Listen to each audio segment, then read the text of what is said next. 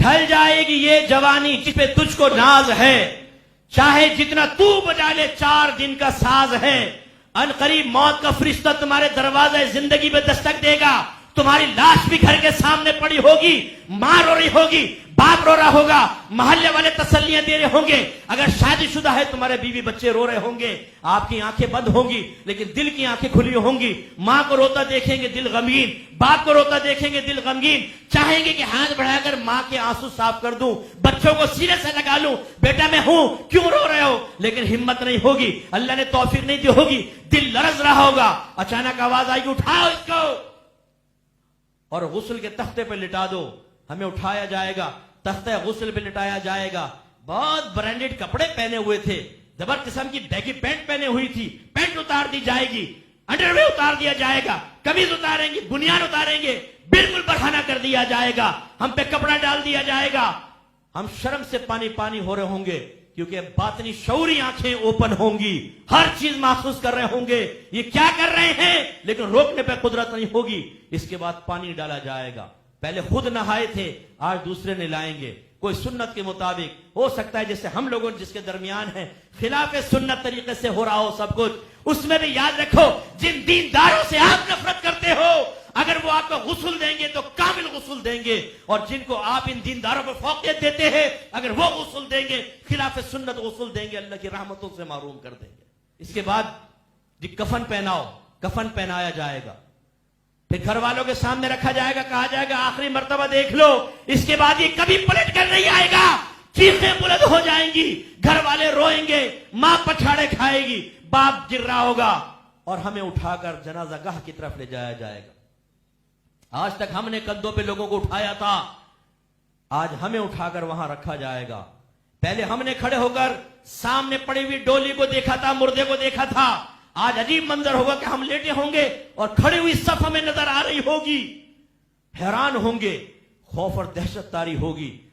اپنے ماضی کو یاد کرے گا انسان، بڑی گالیاں بکی تھیں، بڑی لڑکیوں کو بلیک میل کیا تھا، بہت سو کے دانت توڑے تھے، علماء کا مذاق اڑایا تھا، سوشل میڈیا پہ گندی حرکتیں کی تھی، اپنے ماں باپ کی آنکھوں میں آنکھیں ڈال کے ان کی کمزوریوں کا احساس دلایا تھا، آج اس کے بدلے کا وقت آنے والا ہے، ان قریب قبر میں رکھا جائے گا، تکبیرات ہوں گی، جنازہ ہوگا، دعائیں پڑیں گی، اور ہمیں اٹھایا جائے گا، کلمہ شہادت کی آوازیں بلند ہوں گی، کلمہ شہادت اشہد لا الہ الا اللہ وحدہ لا شریک لہ واشہد ان محمد عبدہ ورسولہ، اور تیزی سے ہمیں لے کر جائیں گے، قبرستان پہنچیں گے، اب دل دھڑک رہا ہوگا، دہشت طاری ہوگی، اب مجھے قریب یہاں پر چھوڑ کر سب چلے جائیں گے، اور ایسے ہی ہوگا، قبر میں اتاریں گے، نیچے سے دیکھیں گے ایک چکوٹا نظر آئے گا، سب جھانک جھانک کر کہیں گے بھئی آخری مرتبہ زیارت کر لو، ان کے چہرے نظر آ رہے ہوں گے، آج سے پہلے ہم نے جھک کر دیکھا تھا، آج وہ جھک کر دیکھ رہے ہیں، اس کے بعد کہا جائے گا اس کی سیلیں رکھو، قبر کو بند کرو، سیلیں رکھے جائیں گے، اندھیرا بڑھے گا، اور آہستہ آہستہ سب ختم، صرف ایک دراڑوں سے روشنی آ رہی ہوگی، کوئی کہے گا اس میں مٹی بھر دو، گیلی مٹی بھر دی جائے گی، اندھیرا گھپ ہو جائے گا، ڈالیں گے۔ میرے آقا نے فرمایا کہ جب لوگ مردے کو دفن کر کے چلتے ہیں تو مردہ ان کے چپلوں کی سرسراہٹ کو سنتا ہے، وہ محسوس کرتا ہے، وہ جانتا ہے میری قبر پہ کون آیا۔ میرے آقا صلی اللہ علیہ وسلم فرماتے ہیں جب مردے کے پاس قبر پر قریبی آدمی آتا ہے وہ سب سے زیادہ اس سے انسیت محسوس کرتا ہے، اسے علم ہے، اس کے بعد سب چلے جائیں گے، کوئی محبت کرنے والا نہیں رہے گا۔ کہاں گئے تمہارے دوست، کہاں گیا معلومتا، کہاں گئے رشتہ دار، کہاں گئی وہ ماں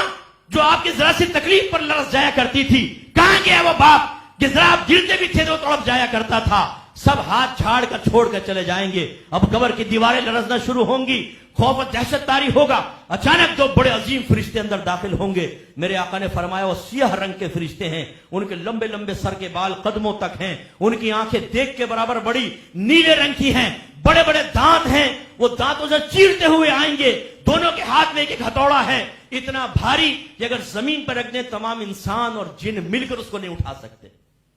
اور وہ جھڑک کے بٹھائیں گے اور پوچھیں گے مر ربو کا، تیرا رب کون ہے، ما دینو کا، تیرا دین کیا ہے، ما کنت تقول فی حق ھذا الرجل، تو اس شخص کے بارے میں کیا کہا کرتا تھا۔ میرے آقا کا جلوہ دکھایا جائے گا، سرکار قبر میں تشریف لائیں گے، ما کنت تقول فی حق ھذا الرجل،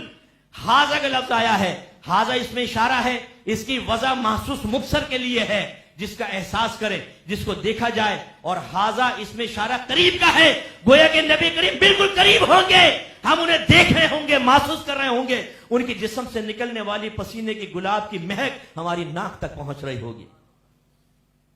نوجوانوں ذرا غور کرو، جس نے نبی کریم کے قول کو سن کر، باتوں کو سن کر، سرکار کی تلقین کو سن کر اپنے چہرے کا زاویہ بگاڑا تھا، دل میں نفرت پیدا ہوئی تھی، حقارت سے دینداروں کا مذاق اڑایا تھا، اب اے ملا تم نے اپنی قبر میں جانا ہے، ہم نے اپنی قبر میں جانا ہے، یہ جملے کہے تھے.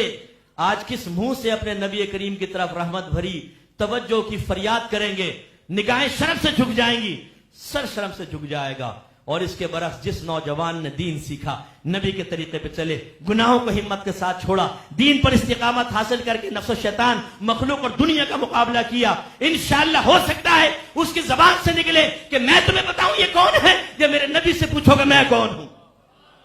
پوچھو میں وہی ہوں جس نے اپنے نبی کی اطاعت میں نمازیں پڑھی، روزے رکھے، گناہوں سے بچا، لڑکیاں مائل کرتے رہیں، میں نگاہیں ایک طرف کرتا رہا، نفسانی خواہش کی تکمیل کے لیے اعمال سامنے آتے رہے، دل چاہے کہ اختیار کر لوں، لیکن نبی کی محبت میں، اللہ کی اطاعت میں، اللہ کے خوف میں، عذاب سے ڈر کر میں نے ہر چیز سے روگردانی کی. ایک ہی قبر جنت کے باغوں میں سے باغ بنا دی جائے گی. اور بے نمازی کے بارے میں آپ کے نبی نے فرمایا،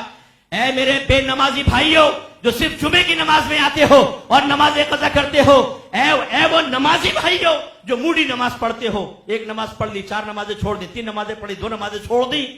سرکار فرماتے ہیں کہ بے نمازی کو قبر کی دیواریں اس طرح دبائیں گی کہ اس کی ادھر کی پسلیاں ادھر اور ادھر کی پسلیاں ادھر چلی جائیں گی. سرکار نے اس طرح تشبیہ کر کے ارشاد فرمایا، ایسے ہو جائے گا، یوں پیس دیں،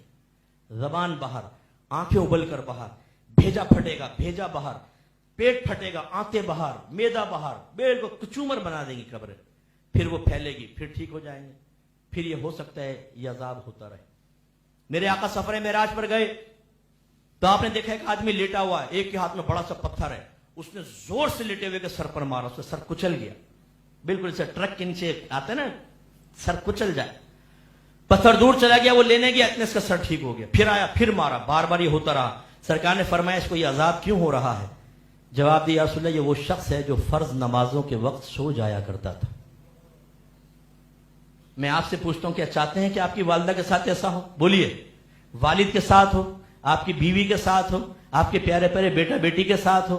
چاہتے ہیں آپ؟ نہیں نا. تو پھر کیوں نہیں اٹھاتے ان کو فجر میں؟ کیوں نہیں سختی کرتے اپنے گھر والوں پر؟ اس کے بعد پھر ایک طویل عرصہ قبر میں رہیں گے. اور یہیں پہ میں ختم کرتا ہوں بس. پھر میدان محشر میں سور پھونکا جائے گا، سب جمع ہو جائیں گے. اس وقت جو خوف کا عالم ہوگا وہ دیدنی ہوگا. یہی ڈے آف ججمنٹ سے ڈرایا گیا تھا، سب سے پہلے کفار کو یہ احساس دلایا گیا تھا،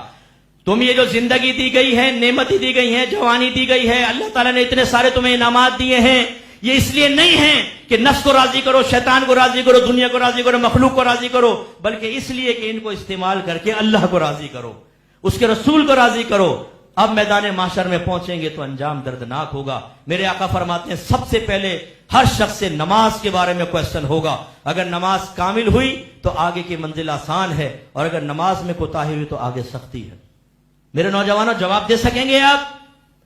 جب اللہ تعالیٰ فرمائے گا نماز پڑھی تھی، حالانکہ وہ سب جانتا ہے، کیا آپ یہ جواب دیں گے کہ نہیں اللہ تعالیٰ نماز کے ٹائم پہ تو کرکٹ کا میچ دیکھ رہے تھے، نماز کے ٹائم پہ تو فٹ بال کا میچ دیکھ رہے تھے، نماز کے ٹائم پہ تو دوستوں کے ساتھ گندی فوج باتیں کر رہے تھے، نماز کے ٹائم پہ تو پورن ویب سائٹ کو وزٹ کر رہے تھے، نماز کے ٹائم پہ تو انٹرنیٹ کے اوپر بیٹھے ہوئے سوشل میڈیا پر دوستیوں کی پیکیں بڑھا رہے تھے. تو انعام ملے گا، سزا ملے گی اگر اللہ ناراض ہوا تو. اس لیے سنبھلیے.